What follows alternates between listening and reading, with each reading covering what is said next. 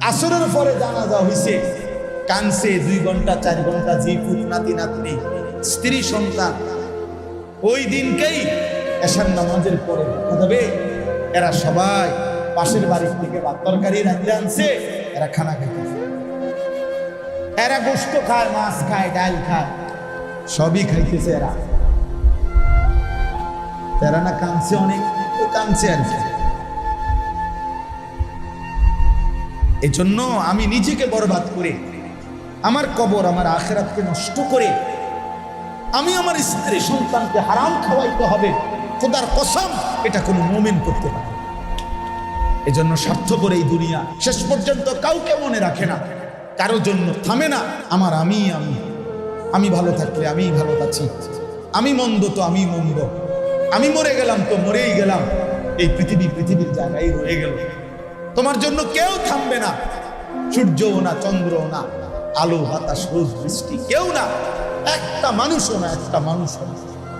এ দুনিয়া বড় স্বার্থপর, বড় স্বার্থপর। এই জন্য বাপ আপনাদেরকেও বলি, যুবক তোমাদেরকেও বলি, তুমি নষ্ট হয়ে গেলে শেষ পর্যন্ত মনে রাখো তোমার জন্য কেউ থামবে না। আপনাদেরকে বলি বাবা, স্ত্রী সন্তানের জন্য যদি আপনি হারাম উপার্জন করে জীবনটা শেষ করছেন, কোনোদিন পাবেনও নাই। সুদের টাকা, কিস্তির টাকা, হারামের টাকা, ওজনে কম দেওয়া, ধোকাবাজি, প্রতারণা করা উপার্জন করা দরকার ছিল না। আমনের কলজার মধ্যে শয়তানে বসায় দিছে যে বউ বাচ্চার লাগে এগুলা করতেছো, করো না রে বাপ, খোদার কসম এরা মনে রাখবে না, এরা মনে রাখবে না, এরা কোনোদিন বলবে না, এরা মনে রাখবে। দুপুর বেলা জানাজা হইছে, আসরের পরে জানাজা হইছে, কানছে 2 ঘন্টা 4 ঘন্টা, জি পুত নাতি নাতনি স্ত্রী সন্তান। ওই দিনকেই এশার নামাজের পরে দেখা যাবে এরা সবাই পাশের বাড়ির থেকে ভাত তরকারি রাঁধতে আনছে, এরা খানা খাইতেছে। এরা গোশত খায়, মাছ খায়, ডাল খায়, সবই খাইতেছে এরা। এরা না কানছে, অনেক কানছে আর কি। এই জন্য আমি নিজেকে বরবাদ করে, আমার কবর আমার আখিরাতকে নষ্ট করে, আমি আমার স্ত্রী সন্তানকে হারাম খাওয়াইতে হবে, খোদার কসম এটা কোনো মুমিন করতে পারে, কোনো মুমিন করতে পারে। আমার ছেলে কোনোদিন 1 ওয়াক্ত ফজরের নামাজ পড়বে না, আর এমন জানোয়ারের জন্য আমি কামাই করুক, কমপক্ষে আমি আনিস এমন বেকুব না। তার লগে আমার আগে বোঝাপড়া করা দরকার। তুই মুসলমানের বাচ্চা কিনা আগে এটা বল, তুই ইমানদারের সন্তান কিনা বল বেটা। যদি তুই মুসলমানের বাচ্চা হস, আমি তোর জন্য মাথার ঘাম পায়ে ফেলে কামাই করিনি, আমার এই কষ্ট উপার্জনের কিনা ফ্যান, খাট, পালং, সোফা, ফার্নিচার, বাজার সদাই, আর তুই বেঈমান সারা রাত মোবাইলে নারী দেখবি, ছবি দেখবি, কোনোদিন ফজরের নামাজ পড়বি না, এমন জানোয়ারের জন্যই আমি কামাই করলাম। এমন হাইওয়ানের জন্য কামাই করতে বলছে কে? যার কপালে সেজদা নাই অত মানুষ না।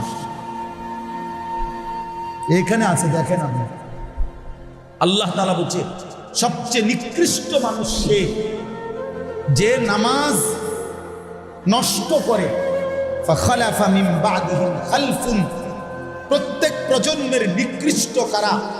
আল্লাহ বলেন আদাউস সালাহ, যারা তাদের নামাজকে নষ্ট করে দেয়। এখানে তাফসীরের মধ্যে লিখছে, অর্থ হইল যারা নামাজ ছেড়ে দেয় তারা না, বরং যারা নামাজ পড়ে কিন্তু নষ্ট করে। অর্থ হইল 3টা। 1, যে ব্যক্তি নামাজ পড়ে কিন্তু সবসময় বিলম্ব করে, যথাসময়ে নামাজ পড়ে না।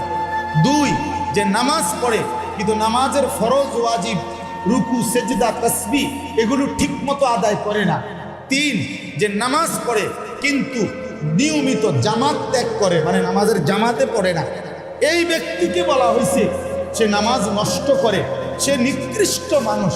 তাইলে যে নামাজই পড়ে না সে কি? সে কোনো আইটেমের মধ্যেই নেই। না, হে কোনো আইটেম নাই, হয় কোনো কি প্রকারের মধ্যেই নাই, ওর আলাদা কোনো প্রকারে নাই, বেনামাজির কোনো পরিচয়ই নাই। বেনামাজি কোনো মানুষের কাতারে না, বেনামাজি কোনো ইনসানে না, বেনামাজি কাল আনআম, চতুষ্প জন্তুর মতো, অথবা তার চাইতে নিকৃষ্ট। উপরে উঠার কোনো সুযোগ নেই। গরুর চাইতে উপরে যাইতে পারবে না সে, ছাগলের চাইতে উপরে কোনো মর্যাদা তার নাই, কুকুর বিড়ালের চাইতে বড় কোনো মর্যাদা তার নাই। আর যদি বেশি নামাইতে হয় তো এর চাইতে নামাইতে হবে, উপরের দিকে যাইতে। হ্যাঁ, এই জন্য বাপ, তোমরা ছেলেরা আলাদাভাবে তোমরাও ভাবা দরকার। আর অভিভাবক যে কয়জন আছেন সামনে, আপনাদেরও ভাবা, আপনার জীবনের উপার্জন কি। এডি দেখাই, আমি সবসময় বলি ওগুলো কি দেখা, হুজুর আল্লাহর রহমতে বাড়ি করছি, দোয়া করি। কিটা দোয়া করতো? বাড়ি তো করছেন, সারছে, আর কি দোয়া করতাম? এটা যাতে আর ইসরাফিলের ফু দিল যাতে না ভাঙ্গে, নাকি? কথা বলেন না কেন? তো কি দোয়া করতো? কি জমি কিনছি দোয়া করেন, কি দোয়া করতো বলেন? হুজুর দোকান এটা লইছি দোয়া করেন, কি দোয়া করতো? শুধু দুনিয়া, শুধু দুনিয়া। মুসলমান হিসাব দেওয়া তো আখেরা। দোয়া চাওয়া দরকার ছিল, হুজুর ছেলে যেন নামাজি হয় দোয়া করেন, মেয়ে যেন পর্দানসীন হয় দোয়া করেন, স্ত্রী যেন সেজদাওয়ালা হয় দোয়া করেন, আল্লাহ যেন নাফরমান স্ত্রী সন্তান দিয়ে বেইজ্জতি না করে। আল্লাহ এই দোয়া, আচ্ছা এটা না চাওয়া উচিত? কোরআন শরীফে আছে, ইব্রাহিম আলাইহিস সালাম দোয়া করছে। সূরা ইব্রাহিম একটা সূরা আছে, এই সূরার মধ্যে আছে ইব্রাহিম আলাইহিস সালাম লম্বা দোয়া করছে, অনেকগুলো। তো এই দোয়ার মধ্যে উনি একটা জায়গায় বলছে, রব্বি জাআলনি মুকিমাস সালাতি ওয়া মিন যুররিয়াতি রব্বানা ওয়া তাকাব্বাল দুআ। ইব্রাহিম আলাইহিস সালাম বললেন, রব্বুল আলামিন, আপনি আমাকে পূর্ণ নামাজ আদায়কারী বানিয়ে দেন। ওয়া মিন যুররিয়াতি, আমার সন্তানাদিদেরকেও নামাজি বানিয়ে দেন। রব্বানা ওয়া তাকাব্বাল দুআ। এই আশ্চর্য কথা হলো, ইব্রাহিম আলাইহিস সালাম বলছে, আল্লাহ আমার আরো দোয়া আছে, সামনে কমু হেডি, কিন্তু এই দোয়াটা এখনই আলাদাভাবে স্পেশালি এখনই কবুল করো। এটা আমার আলাদা দোয়া, আমি যেন হই নামাজি, আমার সন্তানগুলো যেন হয়। এই হলো বাবার মূল দোয়া। ইসমাইল এবং হাজেরা, আপনারা সবাই জানেন, ইব্রাহিম আলাইহিস সালাম আল্লাহর হুকুমে স্ত্রী এবং সন্তান কোলের বাচ্চাকে ওই মক্কা শরীফ মরুভূমি, একটা গাছ নাই, পানি নাই, মানুষ নাই, এরকম মরুভূমিতে রেখে আসছিলেন কিনা? কথা বলেন না। এ যখন যেদিন রেখে আসছে, একটা মানুষ নাই, এক বেলা খাবার নাই, এক ফোঁটা পানি নাই, বসার একটা জায়গা নাই, উত্তপ্ত মরুভূমিতে। আপনার আজকে এত হাজার বছর পরে এসো এখন রোদেও শরীরটা ফাইটা যায়, মনে হয় যেন আগুন মারে। এই হজ্জে উমরায় আমরা যে যাই দেখি, আরাফার ময়দানে, মিনার ময়দানে কি গরমটা, কি গরম, কি গরম। অথচ গাড়িতে এসি, হোটেলে এসি, হারাম শরীফের ভিতরেও কি এসি, কিন্তু এই এয়ার কন্ডিশন ছাড়া 5 মিনিট 7 মিনিটের কষ্টে ঘামে জামাটা সব বুঝা যায়। তাইলে এই ওই সময়ের এই প্রচন্ড উত্তপ্ত গরমের পরিবেশেও কোরআন শরীফে আছে, বাবা ইব্রাহিম আলাইহিস সালাম স্ত্রী সন্তানকে রেখে খোদার কসম প্রথম দোয়া করছে আল্লাহর কাছে, রব্বানা লিয়ুকিমুস সালাহ, আল্লাহ আমি আপনার কাছে দোয়া করি আমার স্ত্রী সন্তান যেন নামাজ আদায় করে, আপনাকে যেন না ভুলে। ভাত মিললে মিলবে, পানি মিললে মিলবে, সেটা আপনার মর্জি, দিলে দিবেন, না দিলে না দিবেন, খাওয়াইলে খাওয়াইবেন, পান করাইলে করাইবেন। তো রব্বানা লিয়ুকিমুস সালাহ, তারা যেন নামাজ আদায় করে, নামাজ আদায় করে। এক সন্তানের জন্য বাবার প্রথম চাওয়া তার নামাজ, এক স্ত্রীর জন্য স্বামীর প্রথম চাওয়া নামাজ, এক মেয়ের জন্য বাবা মার প্রথম চাওয়া তার নামাজ, তার সিজদা, তার পর্দা, তার আখিরাত। কারণ আমরা মুসলমান, আমরা মুসলমান, আমরা বেঈমান না, আমরা দুনিয়াদার না, আমাদের গন্তব্য আখিরাত। আজ যদি আমরা মুসলমান ভুলে যাই আখিরাত, তো আখিরাত মনে রাখবে কে? হিন্দু বৌদ্ধরা, ইহুদি খ্রিস্টানরা? ওরা তো বুঝেই না কিছু। আল্লাহ তো কোরআনে বারবার বলছে ওরা বোকা, আহম্মক, লা ইয়াকিলুন, লা ইয়াফকাহুন। কোরআন সুন্নাহ বিহীন, তারা তো দলালিন মুবিন, স্পষ্ট গোমরাহ। আল্লাহ তাআলা বলছে মুমিন, আমি তোমাকে ঈমান দিলাম, নবী রাসূল দিলাম, আমার আসমানি কিতাব দিলাম, যুগে যুগে বুঝাইবার জন্য উলামা কেরাম দিলাম, তারপরও কথা রাইলা কেন? এই কয়জন ছেলে পেলে বাবা, তোমরাই বলো ভাই, কিসের অভাবে নামাজের গুরুত্ব বুঝলা না? কি আল্লাহ চেনো নাই, না রসুলের নাম শোনো নাই, নাকি কোনো আলেমের মুখে কোনোদিন শোনো নাই, না কোরআন শরীফ কোনোদিন দেখো নাই, নাকি কোনো মসজিদ দেখো নাই জীবনে কোনোদিন, নাকি কোনো আজান শোনো নাই কোনোদিন? কিসের অভাবে হারায় গেলা যারা নামাজ পড়ো না? বাপ, একটা যুক্তি তো থাকবে, হুজুর আমি এমন মরুভূমিতে ছিলাম যেখানে কোনো মানুষ ছিল না, যার কারণে আমি আল্লাহ চিনি নাই, আখিরাত চিনি নাই। আমি এমন পাহাড়ের গভীরে ছিলাম, আমি এমন সাগরের তলদেশে ছিলাম যেখানে কোনোদিন আজান শুনি নাই, যেখানে কোনোদিন কারো কাছ থেকে আল্লাহর পরিচয় শুনি নাই। চারিদিকে এত মসজিদ, এত মাদ্রাসা, এত উলামা, এত টুপি, এত আজান, তারপরেও তোমরা যারা বাবা দিনের পর দিন নামাজ পড়ো না, কিসের অভাব?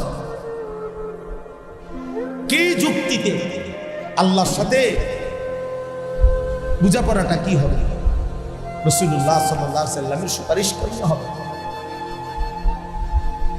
কেমনে হবে? আল্লাহর নবী সাল্লাল্লাহু আলাইহি ওয়াসাল্লাম বলেন, বেঈমানের সাথে ইমানদারের যুক্তি, আল্লাহর নবী বলছে আসসালাহ, নবীজি বলছে আল আহাদ, চুক্তি। মানে আল্লাহ তাআলার নবী বলছে আমরা যেন বেঈমানের সাথে এই কথার ওয়াদা করে নিছি, চুক্তি করে নিছি, তুই আল্লাহকে সিজদা দিবি না, আমি ওয়াদা দিলাম, আমি তোর সাথে চুক্তি করলাম, আমি মৃত্যু পর্যন্ত আমার আল্লাহকে সিজদা দেব। এটা হলো মুমিন আর কাফেরের চুক্তি, অর্থাৎ তুই সিজদা দিবি না, আমি দেব। আল্লাহর নবী বলছেন ফারকু বাইনানা ওয়া বাইনাল কুফরি ওয়াশ শিরক, আমাদের ইমানদারের মাঝে আর মুশরিক কাফেরের মাঝে পার্থক্য আসসালাহ, নামাজ। নামাজ, ইমানদার সিজদা দেয়, নামাজ পড়ে, মুশরিক বেঈমান নামাজ পড়ে। নবীজি সাল্লাল্লাহু আলাইহি সাল্লাম বলেছেন মান তারাকা সালাতাম মুতাআম্মিদান ফাকাদ কাফারা, যে ইচ্ছে করে নামাজ ছেড়ে দিল সে কুফরি করল। খোদার কসম বাপ, তো রাসূলুল্লাহ সাল্লাল্লাহু আলাইহি ওয়াসাল্লামের হাদিস। তুমি যদি দুই চার শব্দ পড়ালেখা করে কিছু বুঝো, আমরা তো পড়ালেখা করছি, আমরা বেকুব দেখে নি নামাজ পড়ি,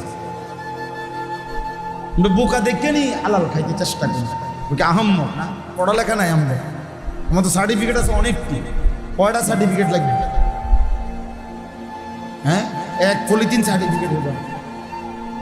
আমি তো সারা বাংলাদেশে ফার্স্ট হয়েছি আলহামদুলিল্লাহ, সারা বাংলাদেশে। 1998 সালে সমগ্র বাংলাদেশে 1 নম্বর হয়েছে। আমরা অনেক সার্টিফিকেট আছে, এটি কই আছে কইতে পারি না, না তুমি রাখছি না। তো অর্থ বলে তো বোকা না, সেজদাওয়ালা কি বোকা চাচা? ওরা কি ভাবছে, ওরা কি ভাবছে? শয়তান দুশমন ওদেরকে একটা চুলের মধ্যে লাগায় রাখছে, যে সারাদিন চুল ফিরাইবা এভাবে,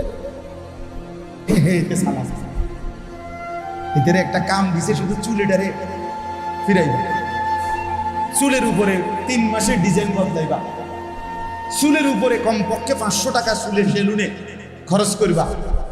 কারণ একেবারে স্পষ্ট কথা মনে রাখবেন, ছেলে বাবা মনে রাখো, চুলের উপরে ব্যস্ত থাকা, চুল নিয়ে, চুলের সৌন্দর্য, চুলের মধ্যে রূপচর্চা, চুল নিয়ে ব্যস্ত থাকা, এটা নারীর স্বভাব। এই জন্য এই পৃথিবীতে নারীর চুলের জন্য হাজারো আইটেমের তেল প্রসাধনী আছে। নারীর সৌন্দর্য তার চুলে, এজন্য নারী তার চুল সুন্দর রাখা, লম্বা করা, চুলের উপরে সৌন্দর্যের উপরে বহু ফিকির করে। এজন্য যেই সমস্ত ছেলে এই চুল নিয়ে ব্যস্ত, তোর মধ্যে মূলত পৌরুষ নাই, নারীর স্বভাব তোর উপরে গালেব, এই জন্য তোর মধ্যে এই মানসিকতা। পুরুষ যেটারে বলে ওটা তুই হারায় ফেলছে।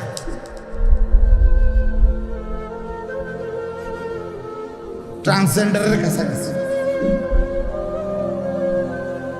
ট্রান্সজেন্ডারের কি কাছাকাছি, অর্থাৎ মূলত তো পুরুষ ভাবতেছে আমি মহিলা, ভাবতেছে আমি মহিলা। আল্লাহ আমাদেরকে বিবেক দান করে। এই জন্য বললাম, আমি ব্যক্তিগতভাবে আমরা চেষ্টা করি এই কিছু, আমি এমনি এটা লেখাইছি, অর্থ হইল যে আমার উদ্দেশ্য কিশোর যুবকদের আবার আলাদা, ওদেরকে আলাদা ডেকে নিয়ে ওদের জন্য ইসলাহি মজলিস হোক, ওদেরকে আলাদা বলি। আমার মাদ্রাসায় ফেব্রুয়ারি মাসে 8 ফেব্রুয়ারি আলহামদুলিল্লাহ একবার সকাল 10টা থেকে আসর পর্যন্ত আমাদের মাদ্রাসায় আমি শুধু এই 15 থেকে 30 বছরে একদম কাগজে কলমে এন্ট্রি করায়া দিনব্যাপী আমি নিজেও আমার শায়েখ আল্লামা মুফতি মুশতাক নবী কাসিমি, আসরের পরে যিনি বয়ান করছেন আমাদের প্রিয় ভাই মুফতি ইউসুফ বিন ইকবাল, আমাদের কুমিল্লার একজন বড় আলেম আল্লামা মুফতি আমজাদ হুসাইন দামাত বারাকাতুহুল আলিয়া, একজন বড় MBBS ডাক্তার দাওয়াত ও তাবলীগের সাথী, উনারের সহ দিনব্যাপী শুধু 15 থেকে 30 বছরের ছেলেদের জন্য আলাদা ইসলাহি মজলিস করছি। 10টা থেকে আসর করছি, ওদের কাছ থেকে একটা টাকাও নেই, নিজেরাই খাওয়াইছি, নাস্তা খানা সব। আলহামদুলিল্লাহ প্রায় 400-500 ছেলে একদম নাম লিস্টি করা, ওই যে ওই ভাই গেছেন নাম লিস্টি করা, 4 থেকে 450 ছেলে উপস্থিত হয়েছে আলহামদুলিল্লাহ। তো এই জন্য আলহামদুলিল্লাহ আল্লাহর দয়ায় ওই একদিনের এটা করে হিম্মত হয়েছে। এই জন্য এই আগস্ট মাসে ইনশাআল্লাহ আমাদের মাদ্রাসা, আমার মাদ্রাসা হলো কুমিল্লা ক্যান্টনমেন্টের উত্তরে ময়নামতি সাহেবের বাজার, ওই বাজারে নামলেই আমার মাদ্রাসা জিজ্ঞেস করলেই আমার নাম দেখায় দিবে। ওইখানে এই আগস্ট মাসের 5, 6, 7 এই 3 দিন মঙ্গল, বুধ, বৃহস্পতিবার এইবার নিয়ত করছি যে 3 দিন ব্যাপী তারবিয়াতি প্রশিক্ষণ মজলিস কোর্স আমার মাদ্রাসা ওই সময় বন্ধ থাকবে। এই জন্য ছাত্ররা সব বাড়িতে চলে যাবে, পুরা মাদ্রাসা বন্ধ অবস্থায় নিয়ত করছি যতজন ছেলে হয় সারা দেশের ইনশাআল্লাহ এই 15 থেকে 30 বছর বয়সী ছেলেরা 3 দিন থাকবে। আগের দিন সোমবার 4 তারিখ মাগরিবের নামাজের আগে আগে এসে উপস্থিত হবে। মঙ্গলবার ফজরের পর থেকে বৃহস্পতিবার আসর পর্যন্ত এই রাত দিন একসাথে ইনশাআল্লাহ আমার ওস্তাদ আছে, আলেম আছে, আমার ওনাদেরকে মাধ্যমে এই কিশোর যুবক ছেলেদের জন্য ওযু, গোসল, নামাজ, রুকু, সেজদা, ছোট্ট কয়েকটা সূরা, কয়েকটা দোয়া, আত্তাহিয়াতু, দুরূদ শরীফ, দোয়ায়ে মাসুরা, বিভিন্ন সুন্নাত, মোটা দাগের মৌলিক এবং তার নৈতিক চরিত্রে ক্ষতিকর কি কি জিনিস, মদের অপকারিতা, জুয়ার অপকারিতা, তারপরে নারী জিনা ব্যভিচারের অপকারিতা, এর থেকে বাঁচার উপায় কি ইত্যাদি বিষয়ের উপরে ইনশাআল্লাহ রাত দিন মিলে আমি নিজে শহর থেকে প্রশিক্ষণ কোর্সের আয়োজন করছি আলহামদুলিল্লাহ। এই জন্য এখানেও যত ছেলে আছো তোমাদেরও ভাইয়া দাওয়া, কোনো শুধু সামান্য একটা কাঁথা বালিশ নিয়ে যাবে, কোনো ফি দিতে হবে না, ও নাস্তা থাকা খাওয়া সব আমার দায়িত্ব ইনশাআল্লাহ। আল্লাহ করা দেওয়ার জন্য বহু আল্লাহর বান্দা আছে, কোনো সমস্যা নাই, আটকাবে না এগুলো ইনশাআল্লাহ। 3 দিনে যত খরচ হয় সব আল্লাহ ব্যবস্থা করবে ইনশাআল্লাহ। শুধু কিশোর যুবকদেরকে দাওয়াত দিন, অর্থাৎ উদ্দেশ্য হলো এইটাও একটা আলাদা ডিপার্টমেন্ট, পাঠ করে আলগা ভাবতেছি যে ওদেরকে বোঝানো দরকার।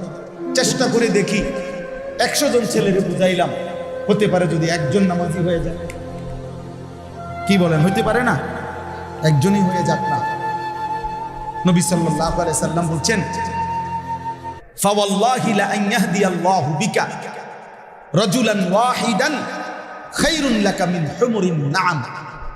আল্লাহর কসম, তোমার দ্বারা একজন ব্যক্তি, রাজুলান ওয়াহিদান, একজন ব্যক্তি তোমার দ্বারা হেদায়েত পাওয়া, আল্লাহর রাস্তা পাওয়া, গোটা আরবের সমস্ত দামি উট তোমাকে হাদিয়া দেওয়ার চাইতেও কোটি গুণে উত্তম। এটা হাদিস, এটা আলী রাদিয়াল্লাহু তাআলা আনহুকে নবীজি বলছেন। মানে আলী রাদিয়াল্লাহু তাআলা আনহু খায়বরের যুদ্ধের সময় নবীজি উনার হাতে ইসলামের পতাকা দিছিলেন, বলছিলেন আজকে তোমার হাতে তুলে দিলাম পতাকা, তুমি যুদ্ধ শুরু করো ইহুদিদের সাথে। তো হযরত আলী তো আলীর শরীরে একটা জোশ আইসা বসে। আলী রাদিয়াল্লাহু তাআলা আনহু বলছে, ইয়া রাসূলুল্লাহ, আপনি শুধু বসেন, এখান থেকে শুরু করে ওই মাথা পর্যন্ত ইহুদি যা আছে সব সমান করে নেব, সবগুলো সমান করে নেব, একদম একটারও রাখুন। আল্লাহ নবী সাল্লাল্লাহু আলাইহি ওয়াসাল্লাম তখন আলীরে বলছে, আলী থামো থামো, রাখো, আগে প্রত্যেকরে কিন্তু কালেমার দাওয়াত দিবা, এরপরে যদি না মানে তারপরে যুদ্ধ করবা, অর্থাৎ ঈমানের দাওয়াত দিবা আগে। তখন নবীজি উনাকে বলছে, শোনো, যদি তোমার দ্বারা একজন ব্যক্তি হেদায়েত পায়, আল্লাহকে পেয়ে যায়, কালেমার সন্ধান পায়, তো গোটা আরবের সমস্ত দামি উট তোমাকে দেওয়ার চাইতে এটা উত্তম হতো।